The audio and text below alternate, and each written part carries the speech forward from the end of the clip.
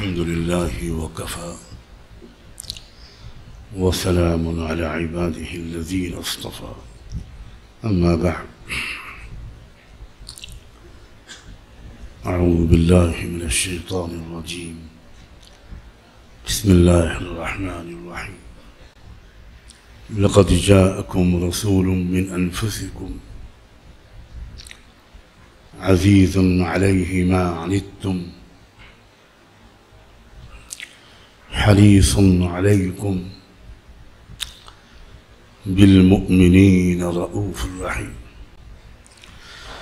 سبحان ربك رب العزة عما يصفون وسلام على المرسلين والحمد لله رب العالمين اللهم صل على سيدنا محمد وعلى آل سيدنا محمد وبارك وسلم اللهم صل على سيدنا محمد وعلى آل سيدنا محمد وبارك وسلم اللهم صل على سيدنا محمد وعلى آل سيدنا محمد وبارك وسلم یہ ماہ ربیع الاول وہ بابرکت مہینہ ہے جس میں ابر رحمت برسا تھا اور اس وجہ سے اس مہینے میں آپ کی یاد بڑھ جاتی ہے۔ ویسے تو آپ کی شخصیت اور احسانات کی یاد کے لیے، ان کے تذکروں کے لیے کوئی مہینہ، کوئی دن خاص نہیں ہے، لیکن بہرحال ایک خاص رشتہ ہے، نسبت ہے اس مہینے کو سرور کائنات رحمت دو عالم صلی اللہ علیہ وآلہ وسلم سے۔ اس لیے اگر اس مہینے میں ان کا تذکرہ بڑھ جائے، ان کی یاد بڑھ جائے تو کوئی تعجب کی بات نہیں۔ آج کی اس مجلس میں میں اپنی طرف سے کوئی بات نہ کروں، حتی الامکان اس کی میں کوشش کروں، ان کی ہی تقریریں، ان کی ہی بیان، ان کے ہی خطبے خود سنوں گا اور آپ کو سناؤں گا۔ تصور کرنے میں کوئی حرج نہیں، ایسا تصور ہم لوگ کریں کہ ہم اس مجلس میں خود بیٹھے تھے جب اللہ کے رسول صلی اللہ علیہ وآلہ وسلم کی زبان حق ترجمان سے یہ موتی ڈھل رہے تھے، یہ الفاظ نکل رہے تھے۔ جب آپ مدینہ منورہ ہجرت کر کے پہنچے تو مدینہ میں داخلے سے پہلے قباء کے آس پاس ایک بستی تھی بنو سالم کی، وہاں آپ نے قیام کیا اور وہاں جمعہ پہلا آپ نے پڑھایا، پہلا جمعے کا خطبہ، پہلا جمعے کا بیان، اور اتفاق سے، حسن اتفاق سے وہ تاریخ تھی 12 ربیع الاول۔ اس میں آپ نے جو جمعہ کی نماز سے پہلے بیان فرمایا، میں اس کا ترجمہ پڑھتا ہوں، اللہ کرے ایسا سنیں جیسے ہم براہ راست ان کی زبان سے سن رہے ہیں۔ کاش کہ ہم ان خوش نصیبوں میں ہوتے، اور شاید یہ اللہ نے بہتر ہی کیا ہمارے ساتھ، کیونکہ اس دور میں مسلمان ہونا آسان نہیں تھا۔ شاید ہی ہم میں سے کوئی 2-3 ہوتے یا ایک ہوتا یا وہ بھی نہ ہوتا جو برداشت کر سکتا۔ فرمایا آپ نے کہ حمد و ستائش خدا کے لیے ہے، اللہ کے لیے ہے، میں اس کی حمد کرتا ہوں، اسی سے مدد چاہتا ہوں، اسی سے معافی چاہتا ہوں، اسی سے ہدایت چاہتا ہوں۔ میرا ایمان اسی پر ہے، میں اس کی نافرمانی نہیں کرتا، اور اس کی نافرمانی جان بوجھ کر کرنے والوں سے بے تعلقی کا اظہار کرتا ہوں۔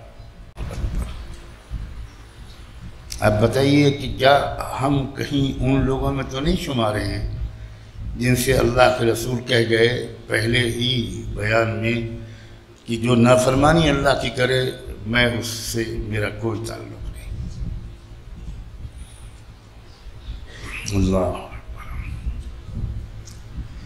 اللہ تعالیٰ اس فہرست سے ہمیں ابھی نکال دیجیے۔ میں گواہی دیتا ہوں کہ اللہ کے سوا کوئی بھی عبادت کے لائق نہیں۔ حالات اس رخ پر آتے رہتے ہیں جبکہ بار بار اس کی گواہی دیتے رہنے اور دہراتے رہنے کی ضرورت پڑ جاتی ہے۔ اللہ کے سوا کوئی عبادت کے لائق نہیں، وہ اکیلا ہے، یکتا ہے، لا شریک ہے، اور محمد اس کا بندہ اور رسول ہے۔ اسی نے محمد کو ہدایت، نور اور نصیحت کے ساتھ ایسے زمانے میں بھیجا ہے کہ مدتوں سے کوئی رسول دنیا میں نہیں آیا تھا، علم گھٹ گیا تھا، گمراہی بڑھ گئی تھی۔ وہ آخری زمانے میں قیامت کے نزدیک بھیجا گیا ہے۔ جو شخص اللہ اور رسول کی اطاعت کرتا ہے، کہنا مانتا ہے، وہ کامیاب ہے۔ جن سے اللہ کے رسول براہ راست یہ بات کہہ رہے تھے، ان کے روئیں روئیں میں یہ یقین بیٹھ چکا تھا کہ جو اللہ اور رسول کا کہنا مانتا ہے وہ کامیاب ہے۔ ہم ذرا اپنے آپ کو بھی ان جملوں کے سنتے وقت ٹٹولتے رہیں، اپنی طرف بھی دھیان کریں۔ کیا ہم کامیابی اللہ اور رسول کی اطاعت میں سمجھتے ہیں، یا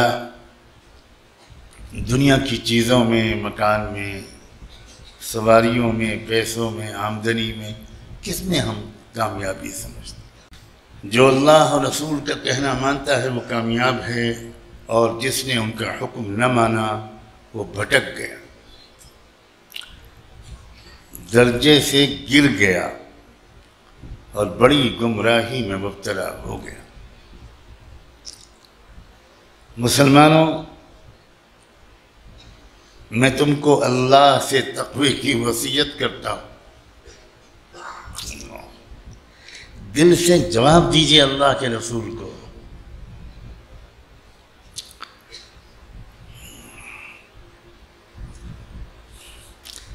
میں تم کو اللہ سے تقوی کی وصیت کرتا ہوں، بہترین وصیت جو کوئی مسلمان کسی مسلمان کو کر سکتا ہے وہ یہ ہے کہ اسے آخرت کے لیے آمادہ کرے، آخرت کی طرف اس کی فکر و توجہ کو موڑے۔ لوگوں، جن باتوں سے اللہ نے تم کو پرہیز کرنے، بچنے اور دور رہنے کے لیے کہا ہے، ان سے بچو۔ اس سے بڑھ کر نہ کوئی نصیحت ہے اور نہ اس سے بڑھ کر کوئی ذکر۔ یہ ذرا دھیان میں رکھیے گا کہ یہ بیان کب ہو رہا ہے۔ 13 سال بدترین ظلم اور دہشت گردی اور آتنکواد اس کو سہنے کے بعد، لاکھوں زخم کھانے کے بعد، کتنے ہی قریبی ساتھیوں کو ان دہشت گردوں کے ہاتھوں شہید ہوتے ہوئے دیکھنے کے بعد آپ سفر کر کے مدینے آئے ہیں، اور مدینے میں آپ یہ بیان کر رہے ہیں جس میں کوئی بد دعائیں نہیں ہیں، کوئی شکوہ شکایت، کوئی غصہ ہی نہیں۔ کیسا ٹھنڈا دل تھا آپ کا، کیسا معاف کرنے کا مزاج۔ جب تک آپ ان چیزوں کو اس ماحول سے نہیں جوڑیں گے آپ قدر نہیں کر سکتے۔ آپ نے وہاں آتے ہی یہ نہیں کہنا شروع کیا کہ اللہ کا شکر ہے اللہ نے ہم کو ظالموں کے چنگل سے نکال دیا، اللہ ہم سے انتقام لے گا، اللہ ہم کو نہیں چھوڑے گا، کچھ نہیں۔ کیسا دل تھا، کیسا سینہ تھا، کیسی برداشت تھی، کیا مزاج تھا، کہاں ہم کو کیا نسبت ہے ان سے۔ پتہ نہیں ہم کو اپنے کو مسلمان کہنے کا حق بھی ہے کہ نہیں۔ لوگوں جن باتوں سے اللہ نے تم کو بچنے کے لیے کہا ہے ان سے بچتے رہنا، اس سے بڑھ کر نہ کوئی نصیحت ہے اور نہ اس سے بڑھ کر کوئی ذکر۔ یاد رکھو آخرت کے معاملے میں جو ڈر کام کر رہا ہے، جو ڈر کر کام کر رہا ہے، تیاری کر رہا ہے، تقوی اس کا بہترین مددگار ثابت ہوگا۔ جو شخص اللہ سے اپنا ظاہری اور اندرونی معاملہ درست کر لے گا اور اس کی نیت خالص ہوگی تو ایسا کرنا اس کے لیے دنیا میں نیک نامی کا اور موت کے بعد کا، جب انسان کو اعمال کی قدر و قیمت معلوم ہوگی، سرمایہ بن جائے گا۔ پھر سے سنیے اس کو۔ جو شخص اللہ سے اپنا ظاہری اور اندرونی معاملہ درست کر لے گا اور اس کی نیت خالص ہوگی، یہ بہت اہم جملہ ہے، اور اس کی نیت خالص ہوگی۔ ایک شخص ہے مثلا گناہوں کی زندگی سے نکل کر نیکی کی زندگی میں آ رہا ہے، یا کفر و شرک کی زندگی سے نکل کر توحید اور اسلام و ایمان میں آ رہا ہے۔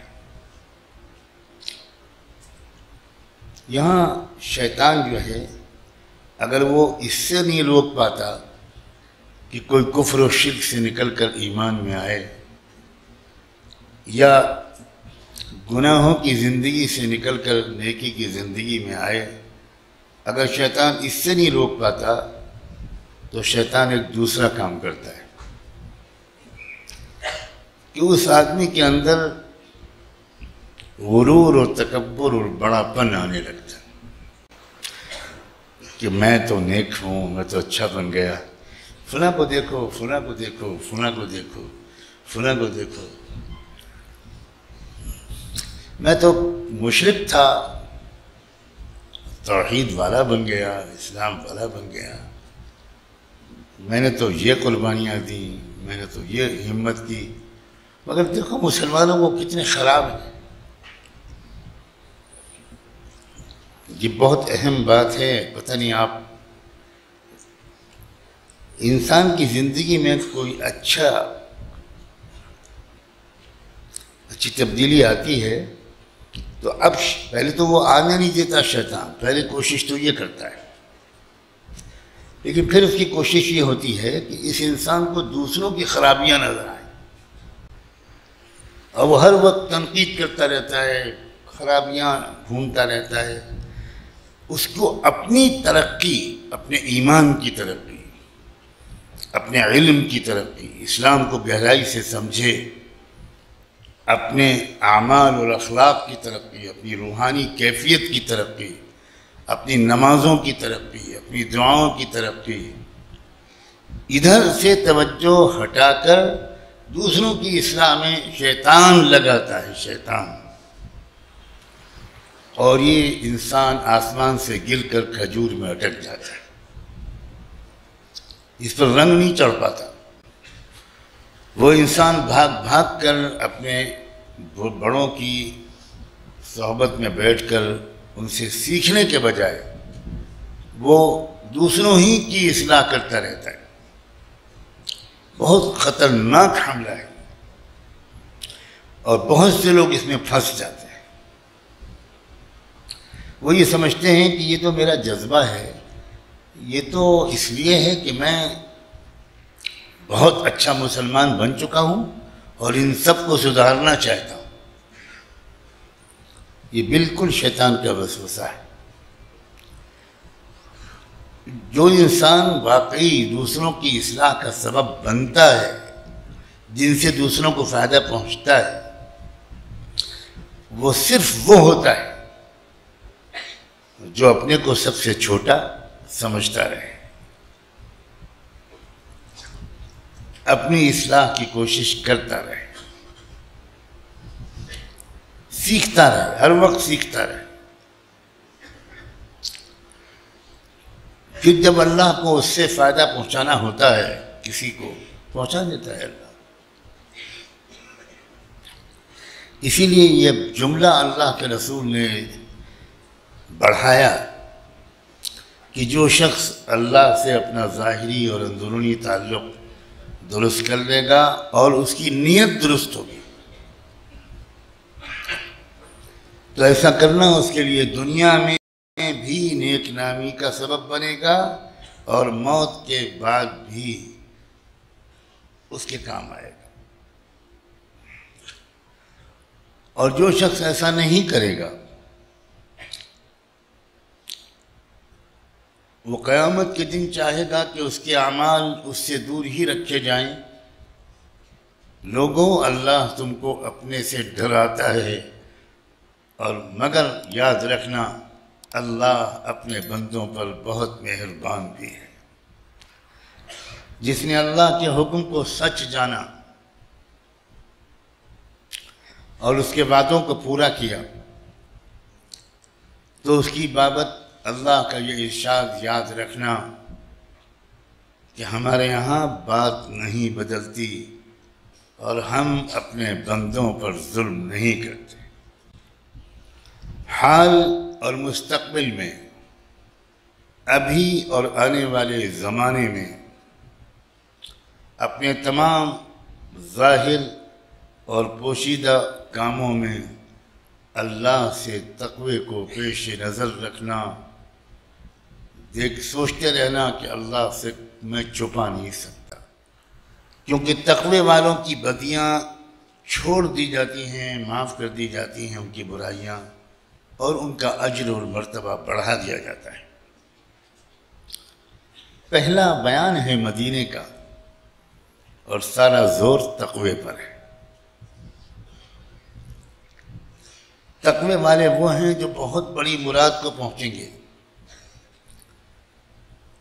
یہ تقوی ہی ہے جو اللہ کے غصے کو اور عذاب کو دور کر دیتا ہے. یہ تقوی ہی ہے جو چہرے کو نورانی بنا دیتا ہے، رب کو راضی کر دیتا ہے اور انسان کے رتبے کو بلند کر دیتا ہے.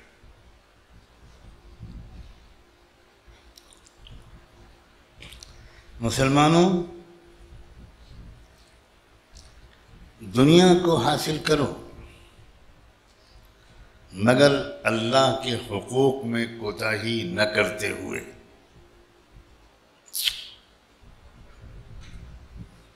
دنیا حاصل کرو مگر اللہ کے حقوق میں کوتاہی نہ کرتے ہوئے. اللہ نے اسی لیے تم کو اپنی کتاب سکھائی ہے اور یہ بتا دیا ہے کہ سچ بولنے والوں اور جھوٹے لوگوں کو الگ الگ کر دیا جائے گا۔ لوگوں، اللہ نے تمہارے ساتھ اچھا برتاؤ کیا ہے، تم بھی لوگوں کے ساتھ ایسا ہی کرو، اور جو اللہ کے دشمن ہیں ان کو دشمن سمجھو، اور اللہ کے راستے میں پوری ہمت اور توجہ سے کوشش کرو۔ ایسا لگتا ہے کہ اللہ کے رسول صلی اللہ علیہ وسلم آج کے دن ہم خاص طور پر مسلمانان ہند کو نصیحت فرما رہے ہیں۔ آزمائش کے دن آ گئے، کھرے اور کھوٹے کو الگ کر دینے کے دن آ گئے، آ چکے۔ شرک پر مجبور کیا جا رہا ہے اور مزید کیا جائے گا، دباؤ بڑھے گا، ظلم بڑھے گا، سرکاری آتنکواد بڑھے گا۔ میں بہت سوچ سمجھ کر یہ الفاظ بول رہا ہوں۔ لیمیز اللہ الخبیث من الطیب، اس لیے بڑھے گا کہ بغیر اس کے پتہ نہیں چلے گا کون سچا ہے اور کون دکھاوے کا مسلمان ہے۔ پوری ہمت اور توجہ سے کام لینا، یہ اللہ کے رسول فرما رہے ہیں۔ اللہ نے اس میں کوئی کمی نہیں کی کہ تمہارے سامنے صاف دلیلیں بیان کر دی۔ کیا کوئی شک ہے کہ اللہ کے سوا کوئی اور معبود بنانے کے لائق، عبادت اور پوجا کے لائق نہیں ہے؟ کیا اس میں کوئی شک ہے؟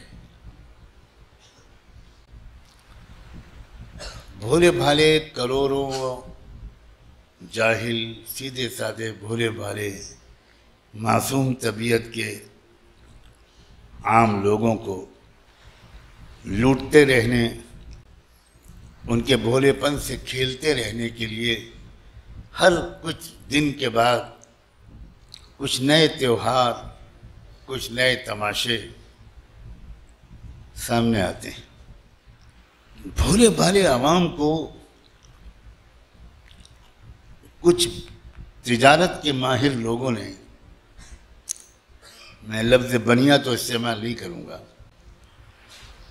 کمائی کے ایسے دھندوں میں پھنسایا ہے دھرم کے نام پر، اور یہ کمائی کے دھندے ایسے ہیں کہ اس میں نہ انکم ٹیکس ہے نہ سیل ٹیکس ہے۔ مجھے یہ ڈر لگ رہا ہے کہ آپ سوچیں گے کہ بھئی یہ جو دھندا ہم کو بھی کرنا چاہیے۔ آج کی مجلس میں آنا وصول ہو گیا، اتنی محنت کر کے کماتے ہیں، اس کے بجائے یہی سب کریں۔ مطمئن رہیے، آپ کے بھی بہت سے بھائی کرتے ہیں ہری چادر، لال چادر، سفید چادر، اور چادر بھی وزیر اعظم ذل سبحانی کی عمر درازی کے لیے۔ واہ بھائی، ہماری قوم میں بھی بیوقوف کچھ کم نہیں ہے۔ ہاں، ہم مقابلے میں پیچھے نہیں ہیں ماشاءاللہ، بالکل نہیں۔ تم ہندی میں بیوقوفی کرتے ہو، میں اردو میں کرتی ہوں۔ تم بھی اللہ کے سوا نہ جانے کس کو پوچھتے ہو۔ اس نے تم کو چنا اور وہ روشنی دی، علم دیا، عقل دی، تاکہ ہلاک ہونے والا بھی دلائل جان کر ہلاک ہو۔ لِيَهْلِكَ مَنْ هَلَكَ عَنْ بَيِّنَةٍ، اور زندگی اور ہدایت پانے والا بھی روشن دلیلوں پر زندگی پائے۔ لوگوں اللہ کا ذکر کرو، لوگوں اللہ کا ذکر کرو۔ کون کہہ رہا ہے؟ رسول اللہ صلی اللہ علیہ وسلم۔ لوگوں اللہ کا ذکر کرو، آنے والی زندگی کے لیے تیاری کرو۔ جو شخص اللہ کے ساتھ اپنا معاملہ درست کر لیتا ہے، اللہ اس کا معاملہ انسانوں کے ساتھ درست کر دیتا ہے۔ اللہ بندوں پر حکم چلاتا ہے اور اللہ پر کسی کا حکم نہیں چلتا۔ اللہ بندوں کا مالک ہے، بندوں کا اس پر کچھ بھی اختیار نہیں ہے، اللہ سب سے بڑا ہے، اور ہم کو نیکی کرنے کی توفیق اسی بلند و بالا اللہ سے ملتی ہے۔